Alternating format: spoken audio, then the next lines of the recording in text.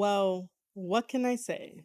Welcome back, ladies and gentlemen, to a brand new episode of the Tape Study Series. I'm your host, Marie Shadows, and the Tape Study Series is dedicated to watching professional wrestling matches and breaking it down, pausing it, talking about it, asking questions, and reacting to professional wrestling videos. I've done this on Twitch and also done it a few on YouTube as well, and I am happy to bring it back because I think that sometimes looking at matches, talking about it, giving flowers, giving praise, giving ideas on how to do something fresh and smart and to just help the business. Because essentially, I want to make sure that professional wrestling is better than it was yesterday. That is my whole entire goal for Tape Study Series. It is not to bash any kind of wrestling. It is not to bash any type of wrestler. It is to be made aware of certain things and to improve upon it. That's all it is. To improve upon professional wrestling, because professional wrestling is the best form of live theater, and it is the foundation for everything else that we have in this world, and we created it. And wrestling is the most unique thing that we have as a sport and also an entertainment, because those two are together. They go hand in hand, sports and entertainment. Yes, you could definitely get your sports. You could definitely just be a wrestling fan and enjoy wrestling matches. While if you want the drama part of it, you have your entertainment. But when you combine them together, it is the greatest thing that we have ever created. And I am so excited to be sharing with you a brand new video for Tape Study Series. There is another Tape Study Series video also coming out too, and it is the match of Josh Barnett versus Jon Moxley, and I went over that live on both Twitter and on YouTube. So that video will also be up. This video will also be up on all of my platforms and also with my fourth wall. If you guys don't know, fourth wall is very similar to Patreon, but in my opinion is a little bit better than Patreon. And I am so glad to have a fourth wall account, and I'm so glad to have my fans join me over at fourth wall. All the links and everything will be down in the description below. That's such like a mouthful to say, and it doesn't even roll off the tongue very, very well. And by the way, I'm Marie Shadows, the host and the creator of the Square Circle podcast that has a bunch of other shows underneath the Square Circle podcast, so like the Tape Study Series, the WrestleTale interview series as well, Inside the Locker Room series as well. And again, all of that could be found down in the description box, where you could click on all of my links and support me there. And you could also get my wrestling planner. If you don't know anything about my wrestling planner, let me show you. This right here is my wrestling planner for 2024. And it comes with a calendar, travel budget, some notes, some more notes, some show notes. I think I missed my favorite part. At the end of the year, it is, award ceremony. So that's in here too. And we missed my favorite part. My favorite part is the 7-star matches. The One More Match Wrestling Planner is available on Barnes & Nobles. Again, make sure to check that box down in the description for all the links to support me and everything that I do in the world of professional wrestling. And if you guys don't know, these are blue lens glasses. So because I have my ring light on, it is bothering my eyes. So this will hopefully like help me and stuff like that. So like I have to have a lot of lights on so that way it could be nice and illuminated for you to see who I am. But in the event my eyes do take a toll on everything, my eyes take a toll on me. Basically I need it to at least like block some of the blue light emitting from not only my recording station right here and also the lights and stuff. So these help so much. They really do. For the duration of this entire recording, the audio for the match, because we are going to sit down and watch the match together, and I'm going to pause and talk about it and create a reaction video for you guys. The whole entire match is going to be muted because commentary was horrible. I have nothing against the guys on commentary. I do not think we needed 4 people on commentary. And I do not know if anyone studied up on why this match is happening and what's happening and the story and all that. It was just not in sync at all, and I just not gonna have the audio on, so it's gonna be very mute. You're gonna hear me. We're gonna pause. We're gonna talk about it. But yeah, I just don't understand the commentary at all and why that happened the way that it did. As always, if you have any comments, if you have any questions, if you have any thoughts, leave them down in the comment section below this video, and I answer everybody. I give everybody something to think about, a different perspective, or just something. I acknowledge you in the comments, which is what's needed when it comes to um, interacting with everybody. I acknowledge you. I'm just setting things up. That's all I'm doing. So again, this is going to be Jon Moxley versus Naito, and I will say this before we actually begin, that it wasn't as bad as people made it seem. It really wasn't. I actually watched the match in full before doing this, and I could definitely tell you that it was not as bad, but I can see where things went wrong. I can see how they weren't communicating as well, and both of these guys have two different kinds of psychology and ideology when it comes to professional wrestling. Obviously, Naito is from Japan and is a representative of New Japan Pro Wrestling, and over there the ideology is very different for how you entertain a Japanese crowd. If you guys have been following me for the past 5 years of me having the Square Circle podcast and me doing the tape study series off and on, I always talk about how the Japanese crowd is completely different from an American crowd, and that has to be taken into consideration if you ever want to have a wonderful match with a Japanese wrestler. For the most part, I would say listen to the Japanese wrestler and follow their lead, and then ask nicely if you can get in what you need to get in for the match to get yourself over. And respect goes a long way when it comes to Japanese wrestlers and Japanese culture. Over on the American side, we want a little bit of everything. We want a little bit of violence, a little bit of chaos, a little bit of wrestling. We want all the flippy stuff.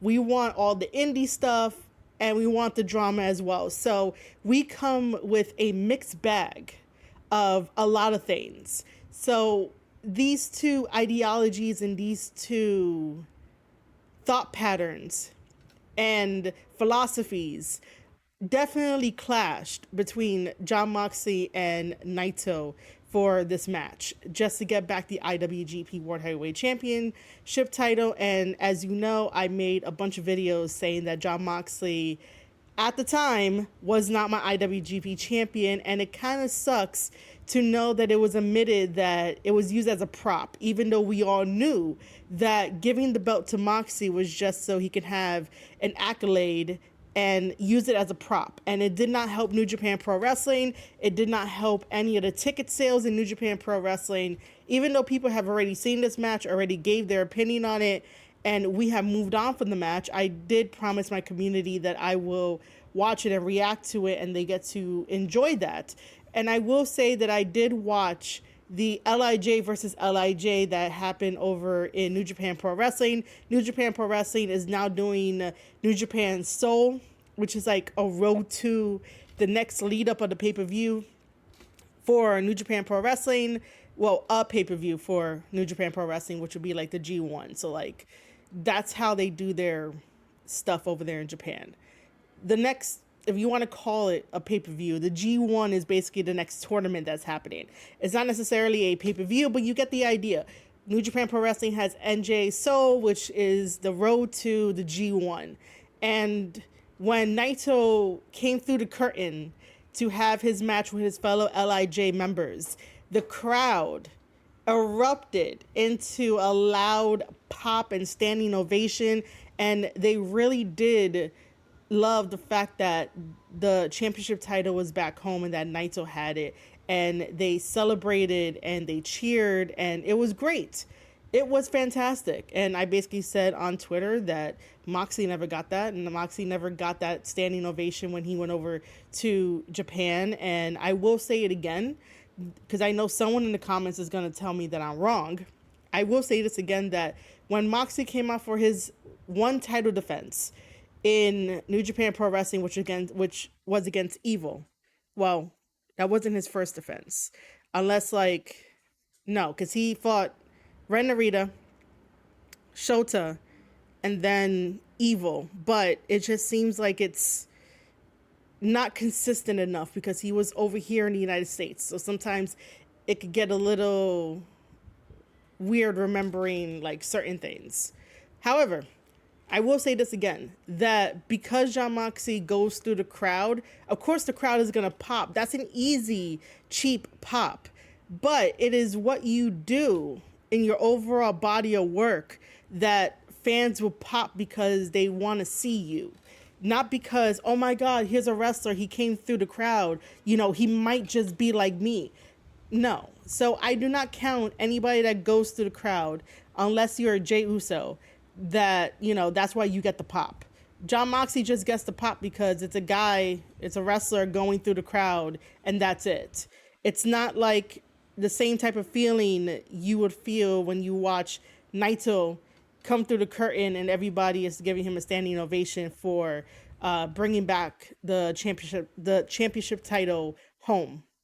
Now, of course, when we watch this, again, it will be on mute. I will pause and talk about things. So let's get into it. And this is the beginning of the match where our referee is Red Shoes. Red Shoes is the senior referee for New Japan Pro Wrestling, and he is officiating this match. And here we go. You know, Moxley just starts off with that, you know, I'm a tough guy shit, and these forearms. Now, okay, I will say this, though, that you should not start out the match with forearms. There's a time and place to do the forearm exchange. And I've said this many times when I review New Japan Pro Wrestling, that there is a time and place for doing forearms.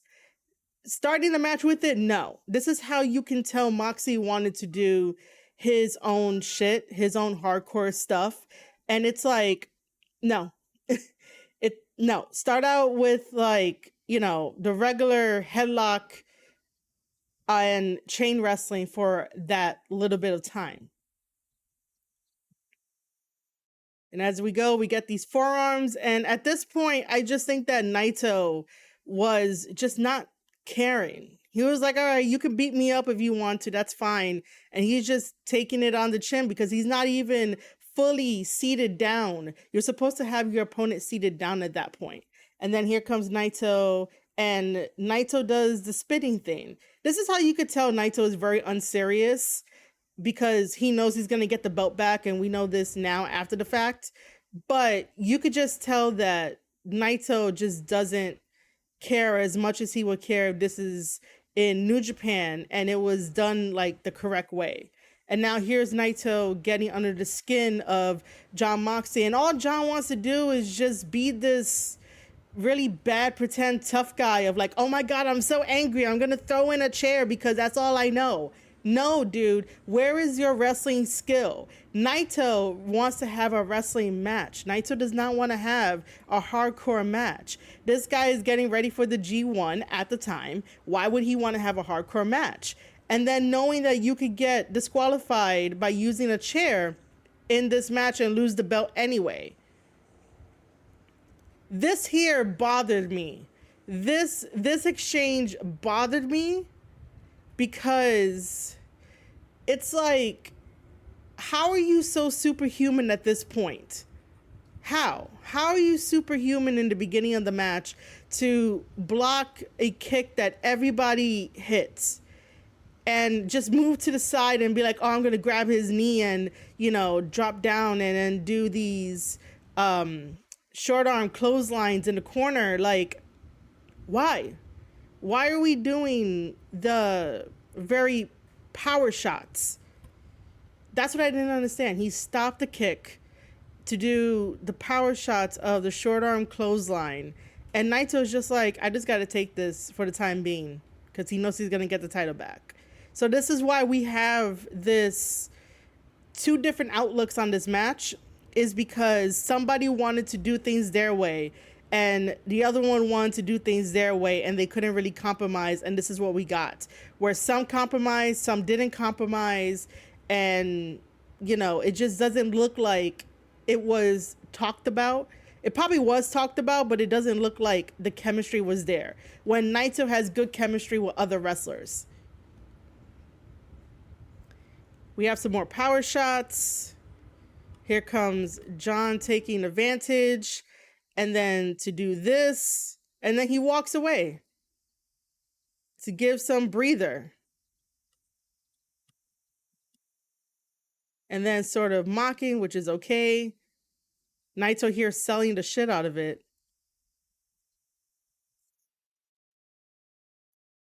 At this point, Moxley doesn't know what to do. And then to wrap Naito's leg around the pole. I've never seen it done so like nonchalantly, like, all right, this is our next sequence. I'm just gonna, not doing such urgency, but the other attacks were in urgency. So I just don't understand. He picks and chooses like what he wants to do and how he wants to do it, and there's no consistency with it.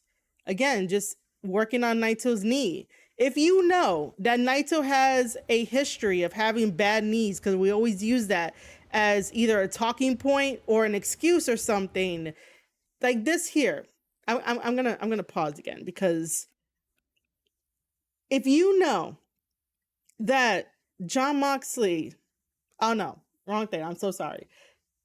If you know that Naito has knee problems, why didn't you start working on his knee ahead of time? Why does it have to be, oh, I'm just gonna take your knee and hit it into the pole like 2 times, and then while Naito is limping over here, I'm gonna take the cover off of the announcer's table, and the next sequence, as we'll see soon, is that Moxie takes Naito and slams him onto the announcer's desk. And it's like, why?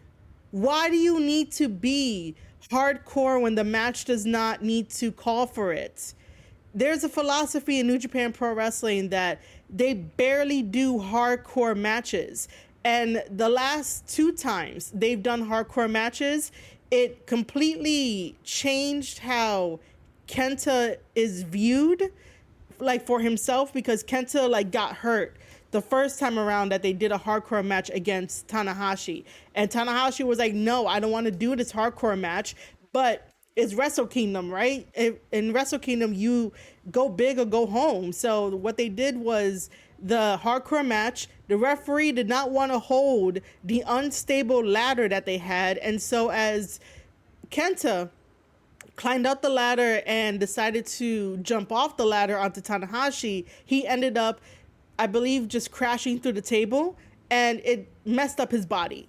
So it's sort of like, this is why New Japan Pro Wrestling doesn't do hardcore matches. They believe in the spirit of professional wrestling, get it done in the ring. You can use like outside interference, but for the most part, they are very traditional and they uphold that standard of getting the match done in the ring.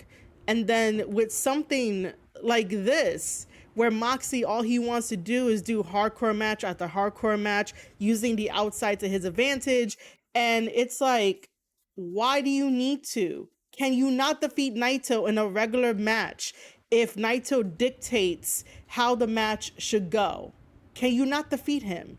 Like, you should be able to defeat him. And you should be a smart enough champion to know when to use outside interference, meaning like the announcer's table or the chair.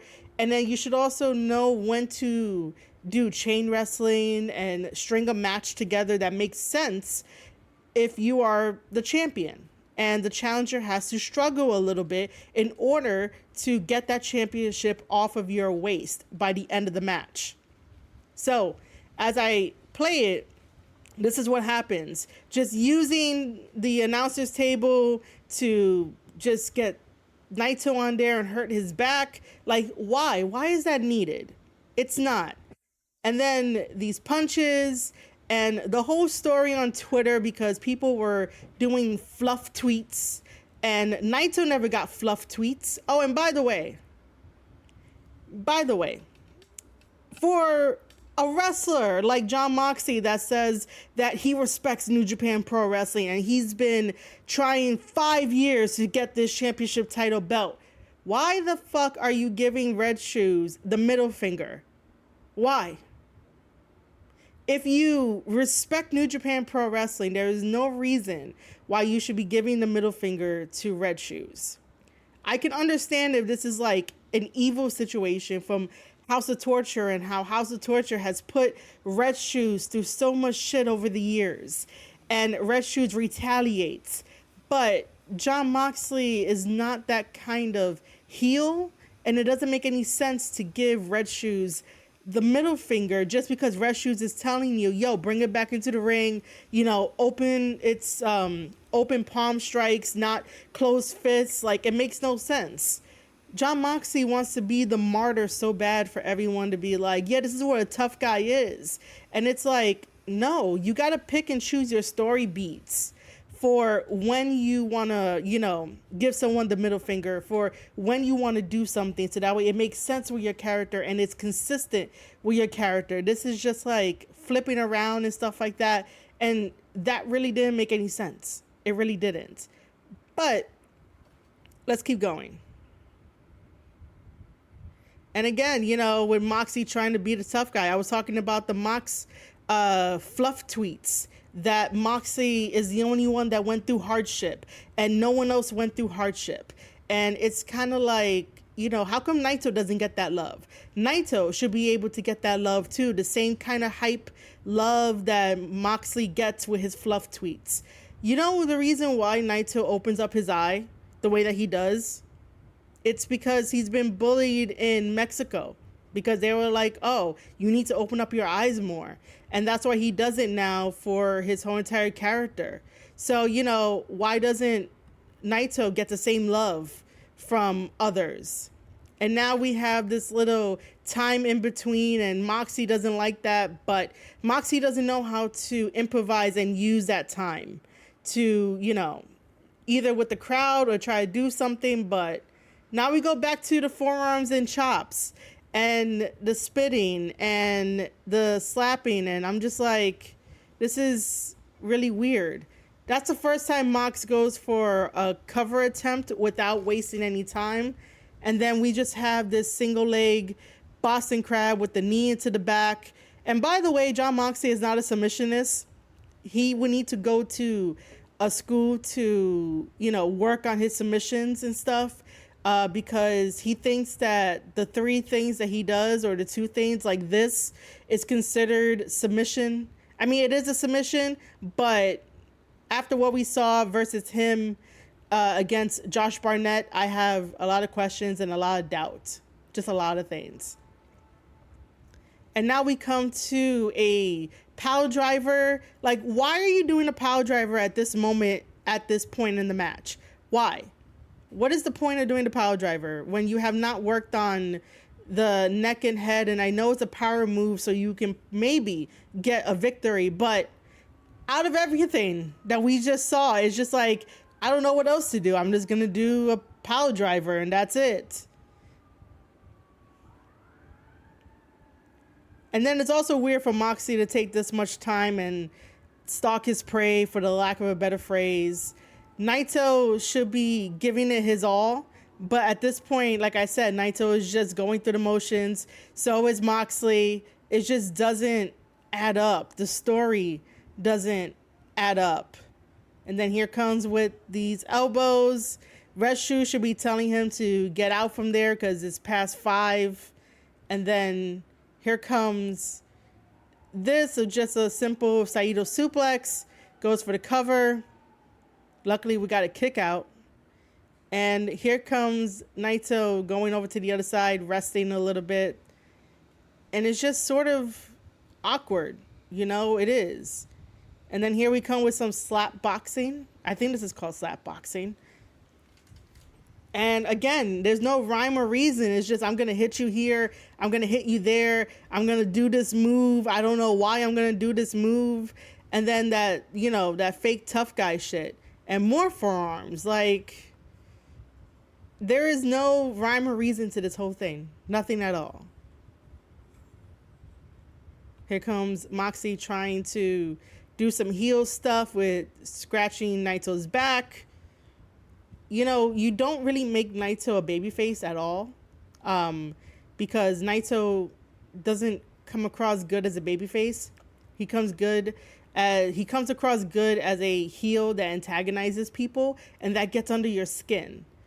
And I know at this point they're trying to will the crowd into it, but the crowd was dead anyway. So, and I think most of the noises were piped in when I first watched it the first time.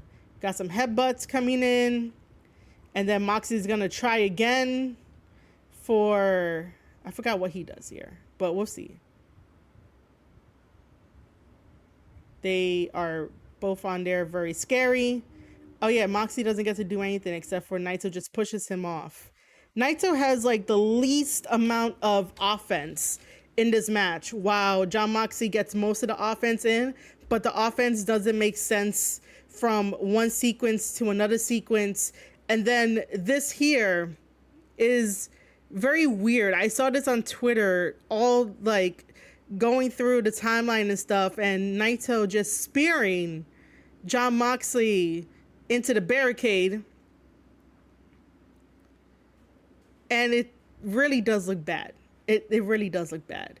And it's like, why would you want to do that to that small little space?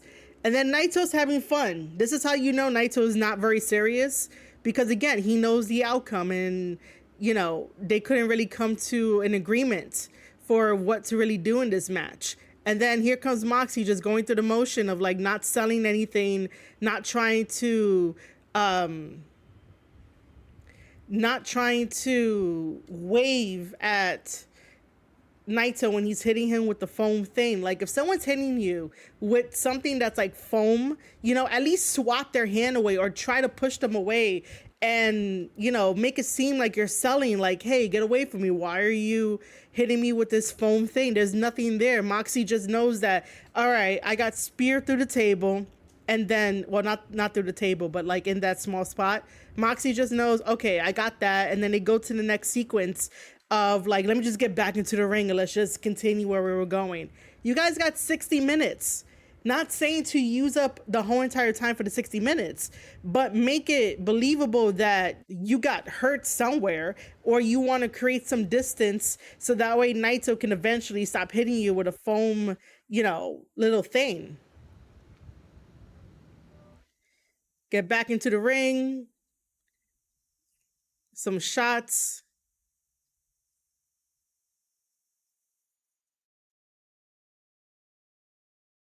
Just some shots.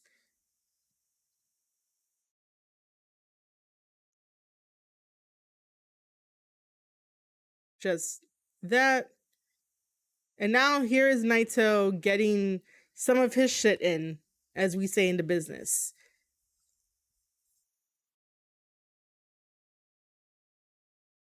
And then he makes him think about this neck breaker for a while, which again is just Naito playing with Jon Moxley at this point. Just playing with Jon Moxley at this point. Goes over for the cover, and you can even tell the cover is not serious. So Naito really didn't do anything wrong in this match. It's just that, again, there's two different philosophies. There's two different ideologies for when it comes to wrestling. And that's the most fight that Moxie has at this point. But I don't really think it's right for Moxie to get the upper hand that very quickly just to do that. And then this small package here, man. Small packages are dangerous in professional wrestling. They could give you the victory in 3 seconds, and that's all you need.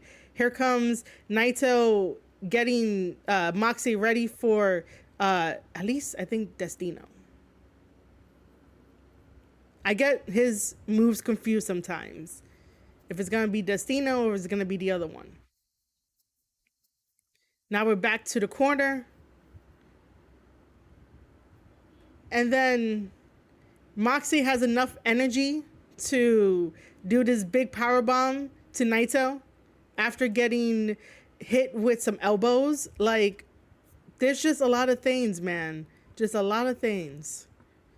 But anyway, I'm not even sure what Naito was gonna do up in the corner anyway. I mean, he could end up doing like a Hurricanrana, which would be cool. Now here comes Moxley to pick him up, and he realizes that Naito is just dead weight, and here comes Red Shoes Uno to be like, "Oh, I gotta check on him." And this is probably the first time that I've seen Moxley like pander to the crowd, talk to the crowd, and just, you know, waiting as time passes when he's usually the one on the attack and stuff. And then just pushes Red Shoes out the way, and here we go. And yeah, it's a combination of both their faults in a way, but I understand why. Here comes Destino right off the ropes, and then again a double down. By the way, a double down is one of my like biggest pet peeves in wrestling.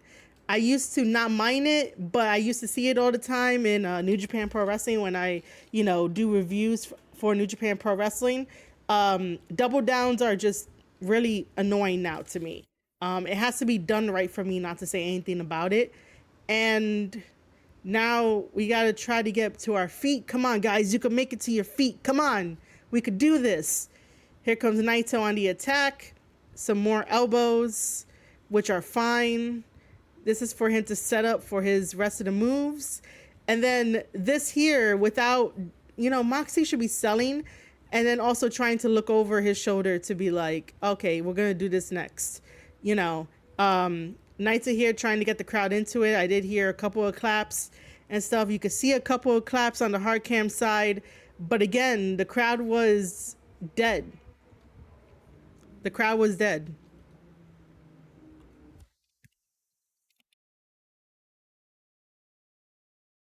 And then Jon goes for a sleeper. Jon thinks that, you know, he's the best person when it comes to MMA and submissions and always trying to hook on that sleeper or that choke. And it's like, bro, you got to get something new, man. Because that could be broken in an instant. Here comes Naito to do Destino. Very nicely done, by the way. I don't know what people were seeing when they were watching this. And then this was kind of weird because, oh no, this part wasn't weird. But I don't know how Jon ends up getting the amount of strength and energy to counter something like a second Destino into the DDT. Because in New Japan Pro Wrestling, finishers are protected heavily.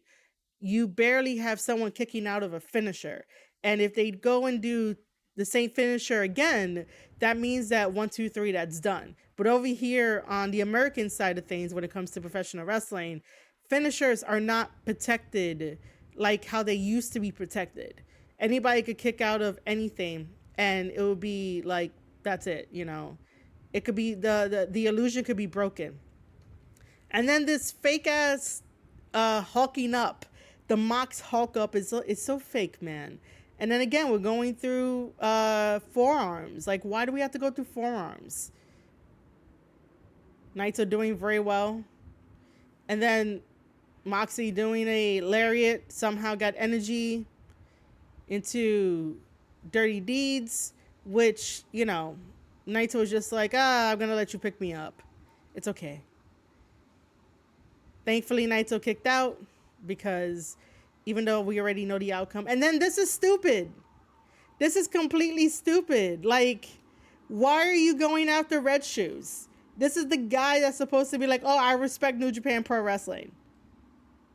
It just annoys the hell out of me that Red Shoes says it was 2. He got up at 2. You decided to like not take a second, Destino. And then to bring in the chair because he can't beat Naito on his own. That's the thing. He uses the hardcore stuff because he cannot defeat nobody on his own clean. And then Red Shoes over here cowering in fear because of Moxley. Red Shoe Uno is the one that always, slaps the shit out of Evil or makes sure that House of Torture, doesn't get to do what House of Torture does. And then kicking the chair out, that's very admirable and noble of Red Shoes, and that should be rewarded. But here comes Moxie trying to be like, yo, what the fuck are you doing? Stop. just stop, dude. This match does not need to turn into a hardcore match. Try to defeat Naito on your own with your own wrestling ability. And then this is awkward. This is the awkward part I was talking about, because Naito didn't want to take that move again, so he's just going to be like, no. But he did anyway and countered it and landed on his shoulder. And this is where Mox knew that he had to, at least do something. I think at this part, that should have been done sooner. The kick to the stomach, and then we have another counter and go through the thing. And, Naito ends up weakening people before he does his move. And then that didn't give enough time to, jump into it. And then it was just, all weight coming down. And here comes Naito to fully do Destino to get the 1, 2, 3. But it took a little bit because, again, it's that back and forth confrontation. It's that, the stubbornness of both wrestlers. That's all it is. As far as the match goes, first of all, congratulations to Naito for becoming the IWGP World Heavyweight Champion and bringing the title back home, because a lot of us has wanted that title to come back home, because that title is what makes New Japan Pro Wrestling. It's what sells tickets over in Japan. And if wrestling fans and wrestling podcasters want to always use the fact that, oh, the Japanese yen is down, that's why all the wrestlers go over to Tony Khan and get the bag. The Japanese yen is down. Well, if you know any kind of stock information, everything in stocks goes up and down. Every single currency goes up and down. We're currently in an era, in an age where our dollar doesn't mean anything. So, of course, it's going to be weaker in some places or stronger in other places. It's just, that's how the economy is made. Everything goes up and down. So, you can't always use that as a way to be like, oh, well, the yen is down and, New Japan is this, New Japan is that. And in the same breath being like, oh my God, Jon Moxley is champion and that's going to help New Japan Pro Wrestling. It didn't help shit. I'll tell you that right now. It did not help shit. It was only used as a ploy to try to help AEW get some ratings. It was trying to use it as a ploy to maybe talk about New Japan Pro Wrestling, but from the online discourse, because I don't know if anybody out in New York City are actually New Japan fans, but for the most part, the online discourse was who are these guys? Why do we have New Japan Pro Wrestling, guys on here, and stuff like that. And you could definitely also tell too that when Tanahashi was interviewed, he said that he is envy of how WWE is able to produce TV-ready wrestlers. And that's something that he wants to implement. But you cannot implement that if the championship title got taken out of New Japan Pro Wrestling to be on U.S. soil on a company that doesn't really, support New Japan Pro Wrestling like that. You can say that they do. But like I said in my previous videos, that if Tony Khan, if all he talks about are 90s wrestlers from the past, he has no interest in the future of what wrestling can be. He has no interest in the future stars that New Japan Pro Wrestling can create. And if he does, he's just going to sign them because he wants already built stars and not any of his own stars that can rival the built stars of New Japan Pro Wrestling. And if people take offense to that, they're going to take offense to that. That's totally okay. But that is the reality of it. So that belt, that IWGP belt, sells tickets over in Japan. Now, while the IWGP belt was over here in the United States, it didn't really help New Japan Pro Wrestling to get more subscriptions for the NJPW World streaming service, which, by the way, I am not sponsored by New Japan Pro Wrestling, but I could be. I'm just saying I could be. One day, in the future, one day. But the goal of getting more revenue to come in so that way the boys could be well taken care of is getting those subscriptions. And because Moxley was IWGP champion, no one gave a shit about New Japan Pro Wrestling World to get subscriptions. There was no talk about the increase of them getting subscriptions. Do you want to know the only time that they talked about an increase of NJPW subscriptions and also the Wrestling Universe subscriptions as well, because Stardom is on a different network than New Japan Pro Wrestling? It was when New Japan Pro Wrestling announced the historic crossover of New Japan x Stardom. That was the time when subscriptions for NJPW World skyrocketed. And it was the best thing that ever happened to New Japan Pro Wrestling and NJPW World, and all of that money and all the boys and all the girls were taken care of. But because Moxley had this championship title on him, nothing increased. There was no press conferences around what made anything increase. There was no press conference to let us know that, yeah, because of Jon Moxley being champion, this is what happened with us. Nothing. So I am one person that is looking at this from the outside of everything and the bigger picture. But it's also to let you guys know that that belt sells tickets. Now, what I was going to mention was that because the belt was over here in the United States, the junior division actually shined. The junior division signed, and that was a very good thing, because we all know, as New Japan Pro Wrestling fans and who love New Japan Pro Wrestling with all of their heart, the junior heavyweight division is similar to the cruiserweight division, and we always talk about it. The only problem is that it gets sort of pushed to the back, the same way the tag team division gets pushed to the back, because we focus on the IWGP title and we focus on the heavyweights and we focus on the single competitors. The Never Openweight Championship title also gets pushed back. I should say the Never Openweight division gets pushed back, but anybody can challenge for that championship title. Currently, we have Aaron Henare of the United Empire as our champion, as our Never Openweight champion, and I am very proud of him. And he's going to basically revitalize the division. Hopefully, everything works out, because sometimes New Japan Pro Wrestling, has hit and misses for the Never Openweight division and stuff like that. So with all of that being said, I care about New Japan Pro Wrestling. I know I went off on a tangent, but I care about New Japan Pro Wrestling. I care about how they use the chessboard in this world of professional wrestling. And I don't want New Japan Pro Wrestling to fully try to integrate a lot more American style kind of influences, even though, that can't help. But it should be a hybrid of American ideology and Japanese ideology when it comes to professional wrestling to grow their wrestlers. Right now, they are, let's face it, struggling a little bit to make those new stars, because when the top stars left, nobody put anybody into really good positions to take over those top places or even try to risk it all.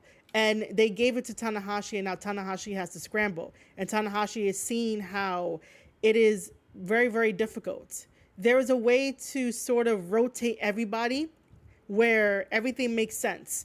And Tanahashi, to be quite honest, has to take a page out of Triple H's book on how to book, on how to move things around. And I know it's not only Tanahashi, it's Gato too, because we have that information of Gato being the booker. But you do have to take some inspiration from WWE to make New Japan sort of work now that your top guys are in AEW. And I don't even know if they're ever going to come back to New Japan Pro Wrestling. But again, why would you want to go back when you could be doing like new things? And I say that of like, sometimes in life and in journeys, your past is your past. You could always revisit your past and stuff, but you want to go forth and make brand new memories. And for the most part, I wish that certain people were over in WWE to make those new memories, because you want to go global. You want people to know your name. You want people to know that, you're the best because you spent so much time being with other companies and doing other things, and then you go for the big one because you believed in yourself and other people believed in you, and that is why you're at that spot. You're in the spotlight for a reason, because you believe in yourself, other people believe in yourself. So me personally, I just want New Japan Pro Wrestling to get back to where they were before Tony Khan decided to take everybody just because he has the money. And by the way, money runs out. Money does not grow on trees. So take what you can for now and make sure to smartly invest it, so that way if anything does happen and if no calls ever happen, you got something to fall back on. But that's just me being very, very cautious. As for this match of Jon Moxley versus Naito, it was completely blown out of proportion from everybody on Twitter, where, they were just saying whatever the fuck they wanted to say, and that has been happening for quite a while now. That has been the thing on Twitter, is just say whatever, you'll get a reaction, and you may or may not get paid if you have a blue check mark or not, because Naito is a completely different wrestler. If you guys watch New Japan World and see how he works, he had a fantastic little match, even though it was LIJ versus LIJ. But Naito had an amazing match against Hiromu. There was no conflict of interest. There was no stubbornness. It was fantastic. Moxley, on the other hand, Moxley wants things done his way. And it's like, you can't always have it your way. You can't always have it the way that you see it, because it doesn't make sense. Why are you getting angry at certain parts in the match and not angry throughout the whole entire thing? Why didn't you ask for a hardcore match? Why do you have to make your matches hardcore when that's not the stipulation and it's a regular match? Why? Why can he not wrestle on his own merits? Why does he have to rely on chairs? Why does he have to rely on tables? Why does he have to rely on trying to use the outside to his advantage? I understand that in American wrestling, this is what I watch, but in terms of this, I understand that we want chaos, we want violence, we want blood, we want all of that. But there is a time and place for that. Set that up accordingly. Don't do it in a regular match that's meant for a regular title shot. If that's what he wanted, he should have really, really advocated for that, especially with his promo that made no sense about that he's going to bury Naito and do all these angry things and stuff like that. Like, why? Just have a regular match. You're the champion of, well, we're the champion, thankfully. You were the champion for New Japan Pro Wrestling, but like nothing made sense. Nothing made sense at all. And the match itself was not bad. There's just two different ideologies clashing, and you can't have that. You really can't. If I was Moxley, I would have followed Naito, because Naito knows how to get the crowd excited. Naito knows what to do. Naito can use maybe the psychology with the American audience. But then again, the stuff that New Japan does, the ideology that New Japan pushes, for the lack of a better word, but you guys get the idea. What New Japan does in Japan doesn't always translate well to the United States. And sometimes I feel like I have to defend New Japan and explain why things happen, and why American audiences may or may not like understand or get it. That's because American audiences and all of America live in their own bubble, and it's only about them and what they know, and if they want to try to branch out, it doesn't really work. And sometimes I really do come to the defense of New Japan Pro Wrestling, because New Japan Pro Wrestling is special. New Japan Pro Wrestling will never be perfect. WWE, AEW, MLW, all the promotions that we watch, they will never be perfect. And I will never ask for these promotions to be perfect, these companies to be perfect, because it makes no sense for them to be perfect. But what I will do is be like their cheerleader in their corner, because they have produced wonderful memories and they understand the structure of wrestling, that it is a little bit of everything, but you have to structure it right in order to get everybody on board. If everything is just all chaotic and throw caution to the wind, you're going to get that backlash. And then if you don't want to understand why you get that backlash, then nothing's really going to change. Nothing's really going to evolve. I'm always going to be behind New Japan Pro Wrestling. I do not think that giving Moxley the belt was the best option. It really wasn't. It was like, why is this happening? Naito over here had said many times that he's considering retiring because of the injuries and the nagging, his body is yelling at him to like stop wrestling. So he should have remained champion.